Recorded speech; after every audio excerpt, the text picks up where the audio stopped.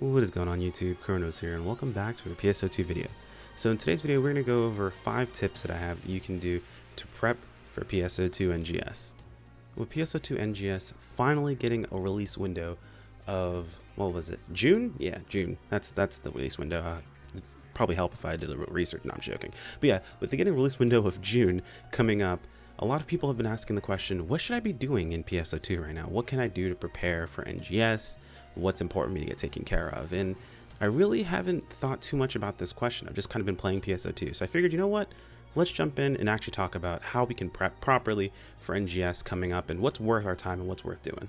Really quick before we guys get started, I'm Chrono. I do content over here on YouTube daily. I'd really appreciate a like on the video itself. And if you're new, consider subscribing and keeping up with the content. Also, you guys can catch me live over at twitch.tv/chronocatastrophe if you want to keep up with me, you know, at a live sort of pace. It's a fun time. People say I'm different over there, so feel free to come hang out and enjoy to see you there. Anyway, enough of that. Let's get started. So 5 things you can do to prep. The very first thing I would recommend prepping for NGS is clean out your storage. Now, as we've been playing the game, we have had a very escalated pace of content that we've gotten for PSO2, where we've gotten events, tons of drops, tons of rare drop chance, a lot of things that we've been farming up and hoarding to basically set up a lot of our god units. And with the passing of one of the most powerful boost weeks we've ever had, a lot of players, much like myself, have completed their quote-unquote god units. Especially with the most recent maintenance that we had, we even also got the ability to turn in our 13-star units finally into X cubes. So there is no excuse for you to hold on to tons and tons and tons of resources that you may not be using for anything else. Now granted, you may want to hold on to certain resources because maybe you're still building other classes, building alts, so on and so forth. But if you don't have a reason for it, if you're not trying to sell it or anything along those lines, clean out your storage. It's one of the things I usually recommend for any updates or any patches for any game that's going to happen. I do this in Final Fantasy 14. Used to do it when I played tons of World of Warcraft. Did it when I played, Star Wars: The Old Republic. It's something that you really want to get done. And honestly, it's not something that you want to feel pressured and have a lack of time to do, because some storages can get pretty crazy. I'm talking about people running Cradle with, extra storage 1, 2, 3, like myself for a while. So that one's pretty simple. Let's jump into the second one. This one, it's kind of up for debate really on how you want to deal with this one, but my second recommendation would be farm SG. Now, SG is one of the currencies that's actually going to be moving into PSO2 NGS, and some people have been saving their SG specifically for an SG scratch. However, others, if you don't plan on working with that SG scratch, you may be finished with your god units, you really don't want to spend on anything else, farming up SG is actually a pretty good idea because it's going to be used in NGS as well. Granted, we don't know exactly how yet. We haven't really seen if there's going to be an SG scratch or anything along those lines, but we do know that material storage is back in NGS, and we do know that it does cost SG, so it might be worth farming up some SG to hold on to for our time in NGS. Just as like quick notes of things you can do to farm up SG, don't forget you can grab it from places like PvP if you're someone who did that or has done that, or if you want to jump into it, that's totally up to you. Casino is fantastic for farming up some SG, as well as just general title rewards. Also, we have tons and tons of campaigns that pop up all the time that give out tons of free SG. Like if you didn't know, getting all of your classes to level 100 right now, you just get 1700, I think it's actually 1800 free SG, which is kind of crazy. Granted, it's not going to be distributed just yet, but just having all your classes at 100 is going to get you tons of free SG. So I'd highly recommend get some SG, get to saving if you want to have it available for NGS. If maybe we get a little surprise, SG scratch that might actually be worth our time. We'll have to see. So my third recommendation I have for you guys is to prep some entry gear for NGS. Now, I know everyone's freaking out all of a sudden. Why do I have to set up a bunch of gear for NGS? What should I be doing? Honestly, this is just one of those things that you can do while you've got the time available. And one thing that I personally noticed when I was playing the closed beta test 2 was that I was so absorbed in the combat of NGS, I never wanted to stop.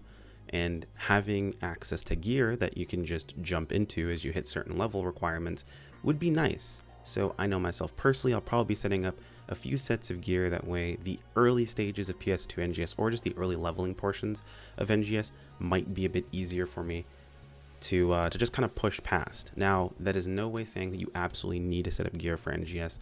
I was able to start a fresh character on the closed beta test 2 and set things up. Now, I do know it did cost me quite a bit of Enmaseta to get my gear, boosted up. I did feel like I was spending quite a bit of resources. However, we haven't played at a later stage of the game. I like to compare this to Monster Hunter Rise at the moment, or previous Monster Hunter games where we felt like you needed to hold on to not upgrading certain pieces of gear because you were going to be wasting resources, and then later on at the end of the game found out that you totally weren't wasting those resources. You have plenty of other resources you can actually use, and you totally should have used those resources early on. That very well could happen for NGS as well. We just don't know yet, so I would say go with caution.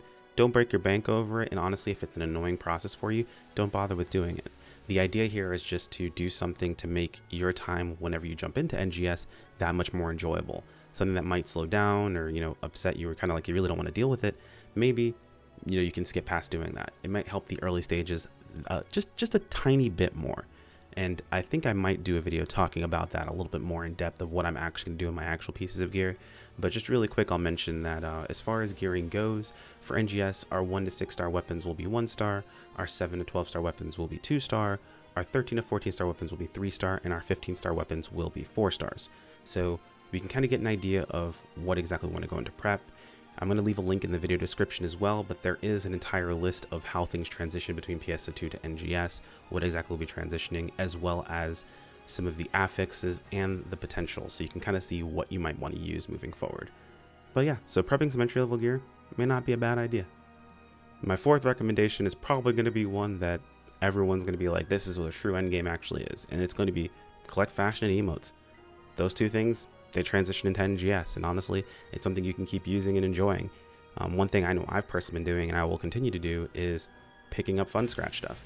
It's fairly inexpensive, it's fairly easy to get a hold of, and that money that you're probably sitting on that you may not use on anything else doesn't go into NGS. It just stays in PSO2. Now granted, you could come back to PSO2 and you could have use for that money, but you may not. So keep in mind the resources that are actually going to transfer over that you can use versus ones that you're worth saving, and maybe, just maybe, you'll find something that you really like. Also, collecting doesn't just specifically go towards fashion emotes.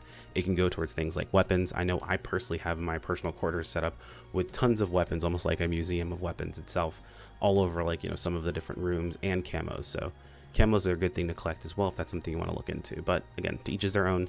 Collect, you've got the time. And last but not least, and probably one of my most important recommendations as far as prep for NGS goes, enjoy your time till NGS. Don't rush. Try challenges, maybe things you haven't done beforehand, maybe try other classes, or one of the most important things I recommend a lot of people do that they feel like they're forced to come back and play all the time, take a break. If you feel like PSO2 logging in isn't fun for you, don't do it. I'm very much someone who absolutely enjoys PSO2, have for a very, very long time, been playing the game for a very, very long time, but even I get burnt out. Sometimes I gotta play something else. Other games exist. Enjoy those games before NGS comes out, because then when NGS comes out and everyone's going hard on playing that, you might feel bad feeling burnt out of PSO2 with all this new content available. So now more than ever is probably a great time to just take a bit of a break. Maybe log in every once in a while, get your campaigns done, and then log out and do something else. I mean, some people like to sit around and lobby rat, which is totally cool, but you could be playing something else on maybe a different system, maybe trying out some Monster Hunter, maybe trying out like Near Replicant and some other games, a bunch of other games that have come out, or dive into the backlog and just have a good time. A lot of these things really do tend to pop up, and we want to take advantage of them, but you really don't want to feel like you're absolutely married to having to do the same thing over and over and over again. So now more than ever, take a break and just enjoy your time. We've got a whole extra month and some change until NGS. And when NGS comes out, we're all going to probably be hitting it hard. I know I definitely will. So take the time you need.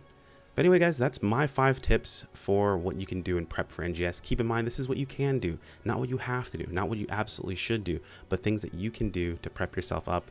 That way, when NGS comes out, you will enjoy the game that much more. Anyway, guys, a like on the video is much appreciated and absolves you half your ad block. The other half is absolved by subscribing. Both are completely free and they do help me out a ton. If you want to keep up with content like this in the future, make sure to click on that bell icon to be notified of videos as they go up, as well as community posts, or join us over on Discord or follow me over on Twitter for notifications via those 2 avenues.